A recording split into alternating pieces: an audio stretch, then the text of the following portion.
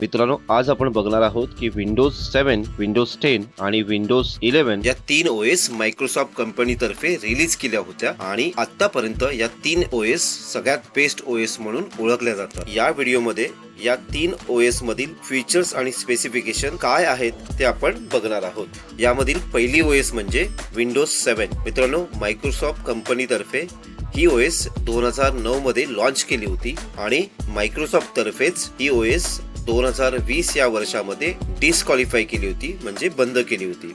आता प्रश्न असा येतो की ही विंडोज 7 ओएस आता आपण वापरू शकतो का?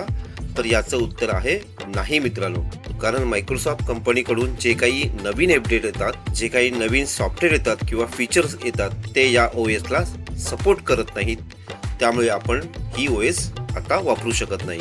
मित्रांनो, यानंतर आपली सर्वात पॉप्युलर ओएस म्हणजे विंडोज 10। ही ओएस मायक्रोसॉफ्ट कंपनीकडून 2015 मध्ये लॉन्च झाली होती। या वर्षापासून आतापर्यंत ही ओएस मार्केटमध्ये पॉप्युलर आहे। या ओएस मध्ये महत्त्वाचा फीचर म्हणजे ही युजर फ्रेंडली आहे आणि या ओएस मध्ये सर्व ड्रायव्हर्स किंवा विंडोज अपडेट सपोर्ट करतात। ज्या मशीन्स 2014 नंतरच्या आहेत त्या सर्व मशीन मध्ये विंडोज 10 ओएस ही आपण 2025 पर्यंत वापरू शकतो, कारण 2025 नंतर ही ओएस मायक्रोसॉफ्ट कडून बहुतेक बंद होणार आहे। म्हणजेच या ओएस ला 2025 नंतर मायक्रोसॉफ्टचे जे काही अपडेट्स आहेत, जे काही फीचर्स आहेत ते सपोर्ट करणार नाहीत। मित्रांनो, यानंतरची जी लेटेस्ट ओएस आहे ती म्हणजे विंडोज 11। ही ओएस ज्या मशीन्स 2016 नंतरच्या आहेत त्या सर्व मशीन मध्ये ही ओएस सपोर्ट करते।